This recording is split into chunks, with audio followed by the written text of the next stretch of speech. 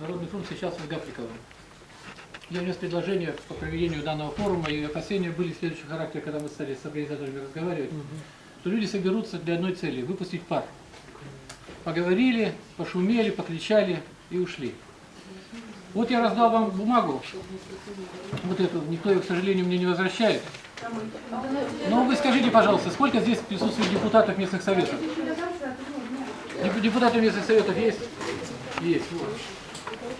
А вот эти барьеры, которые сегодня я вам раздал, вот этот документ называется «Инвестиционный барьер», это 2006 год. Вот все, что вы сегодня отмечали плюсиками, коллеги, послушайте, пожалуйста.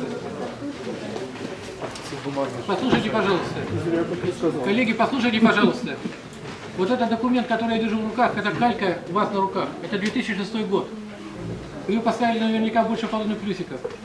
Вот Игорь Иванович сказал сегодня о газете, которую там 23 года предприниматель собирает. Вот кто читает хорошо, посмотрите, что написано. Любой ценой собрать больше налогов с малого бизнеса. Это 2009 год. И вот материалы форума 2005 года, город Сыктывкар, Республика Коми. Мы ходим по кругу.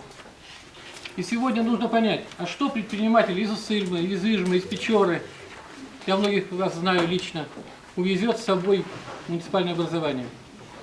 Я написал себе несколько тезисов, которые хотел бы предложить вашему вниманию. Сегодня регион донор или регион репациент. Сегодня регион у нас, к сожалению, донором был перестал.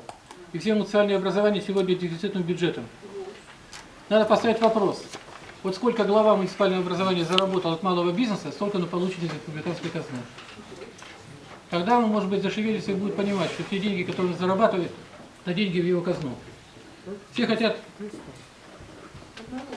рыбу. Прийти в правительство легче всего попросить деньги из бюджета республики, республика из Москвы, и цепочка замыкается. Нужно давать не рыбу, а нужно давать удочку. Почему люди не обращаются в прокуратуру? Ну, я слышал, такое слово прозвучало. А потом что дальше? Прокуратура пришла и ушла, а предпринимателю жить. Поэтому договариваются, поэтому есть решалы, которые заходят в главе муниципального образования. Есть кланы, которые близки к главе муниципального образования. Есть изгои, которые близко не подпускают к телу. Вот эта порочная практика должна быть прекращена.